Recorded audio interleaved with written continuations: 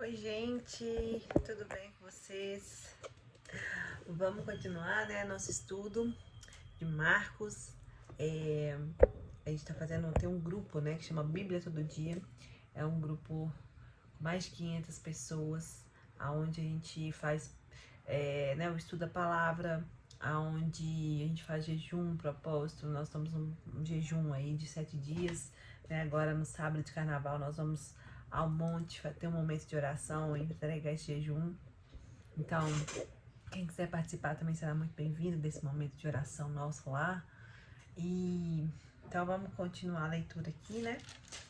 E lembrando, gente, eu até falei com as meninas agora que aos sábados e domingos eu não vou fazer o vídeo, né? Porque eu vou ter um tempo mais com a minha família, dedicar a minha casa, enfim, descansar também. Então os estudos agora vão ser de segunda a sexta, tá bem? Então de segunda a sexta vai ter vídeo aqui no YouTube pra gente destrinchar aqui a palavra, né? Como eu já disse antes, gente, não é um estudo profundo, a gente não tá, né, buscando aqui uma teologia rebuscada ou algo muito profundo. O meu intuito aqui é ajudar na compreensão da palavra, ajudar com que cada um tenha constância na leitura da palavra. Então, e o que eu puder, né, o que eu souber também e puder contribuir aí com o conhecimento de vocês, eu tô aqui, tô estudando, sempre estudo para isso, né, antes de fazer o estudo aqui da palavra, eu estudo algumas horas antes. Então, eu tenho me esforçado, né, para trazer o máximo aqui, orado para que Deus também nos revele a palavra, fale conosco assim de uma forma clara, né, para que a gente possa ter entendimento não só da letra, mas daquilo que está por trás da letra. E principalmente para que essa palavra possa gerar transformação na nossa vida, porque é para isso que o evangelho serve, né? Para nos libertar, a verdade liberta, a verdade que transforma. É só através da palavra de Deus que nós somos mudados, a renovação da nossa mente é através da palavra, né? Então é isso, vamos orar então. Amém, Jesus. Ah, Deus, nós te agradecemos por mais uma semana que se inicia de estudo. Te agradecemos, Pai, porque o Senhor nos deu um renovo nessa manhã. As suas misericórdias se renovam sobre nós nessa manhã.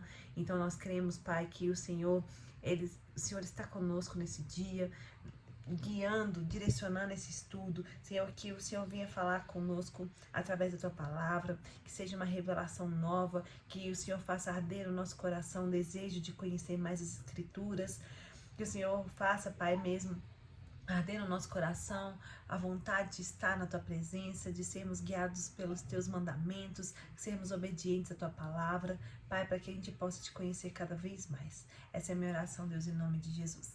Amém. Vamos lá?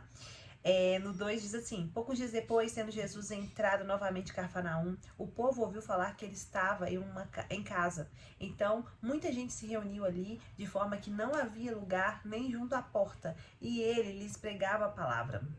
Então a multidão naquele já sabiam quem Jesus era, né? Reconheciam uma altura que Jesus carregava algo diferente. Então, aonde Jesus ia, tinha multidão, aonde Jesus ia, o lugar enchia e as pessoas ficavam atrás de Jesus e ele pregava o evangelho para essas pessoas, curava, libertava. Então vieram alguns homens trazendo-lhe um paralítico, carregado por 4 deles. Não podendo levá-lo até Jesus por causa da multidão, removeram parte da cobertura do lugar onde Jesus estava e pela abertura do teto baixaram a maca em que estava deitado o paralítico.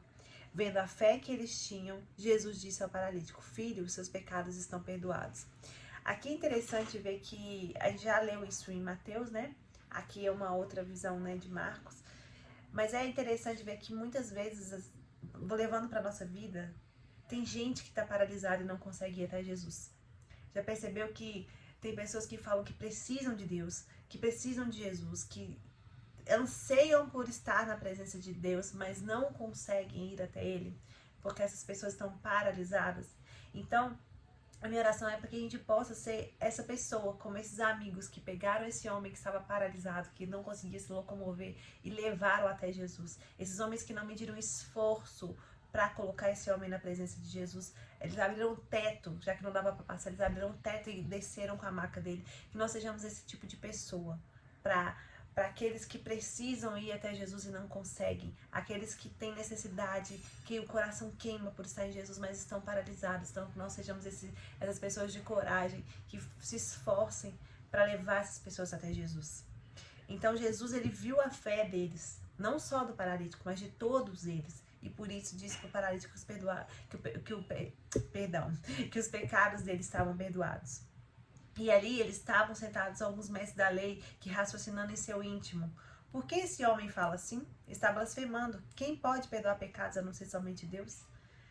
Jesus percebeu logo em seu espírito que era isso que eles estavam pensando. Ele disse: por que vocês estão remoendo essas coisas em seu coração?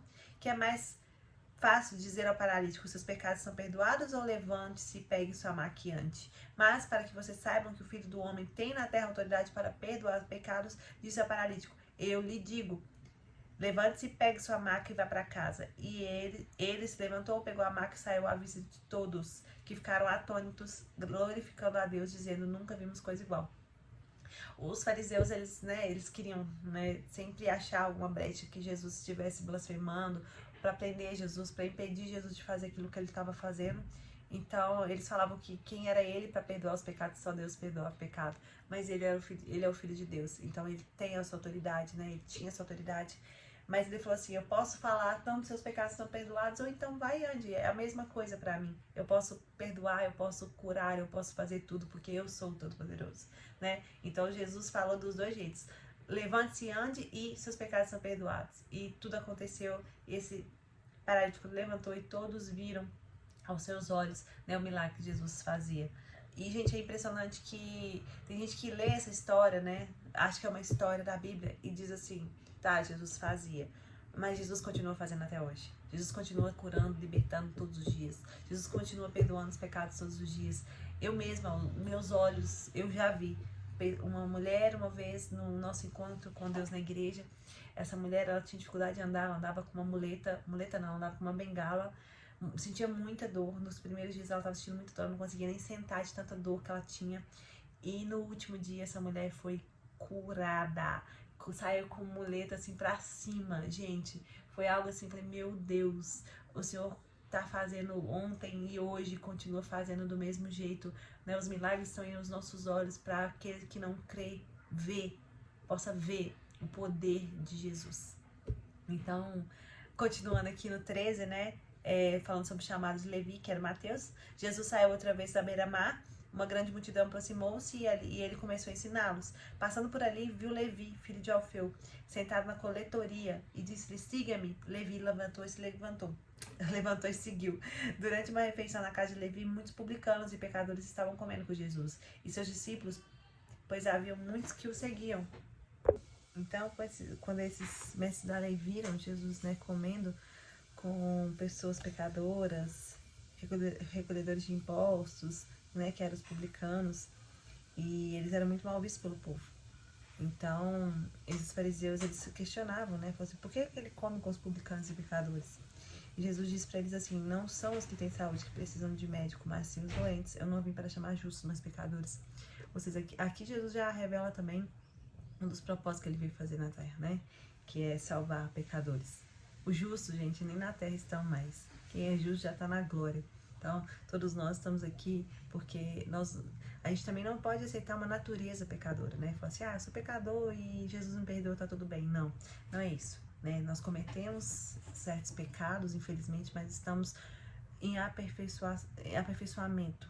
Então, assim, Jesus está nos aperfeiçoando para que sejamos justos como ele foi. Então, a cada dia, por isso que nós temos o Espírito Santo, para nos ajudar a vencer as nossas fraquezas, para nos ajudar a melhorar como ser humano, como pessoa, sermos mais parecidos com Jesus.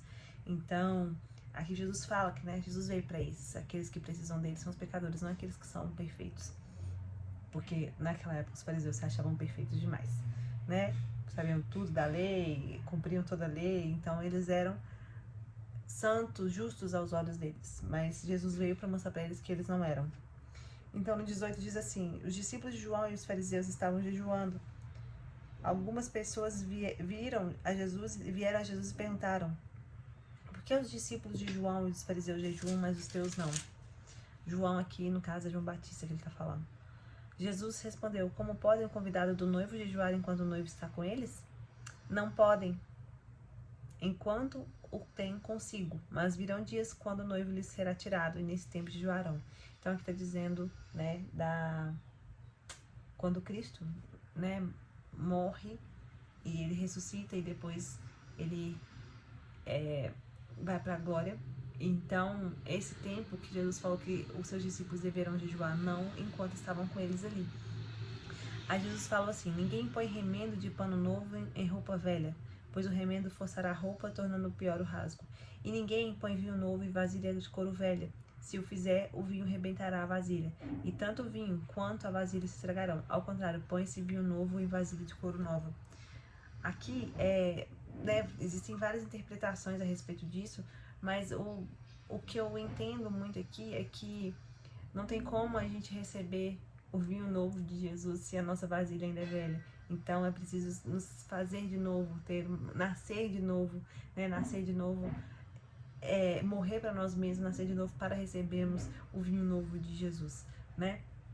Então, continuando aqui no 23, diz assim, sobre o sábado, né? Que eles questionavam também porque os judeus eles guardam o sábado, então não se pode fazer nada no sábado a não ser ir para a sinagoga enfim.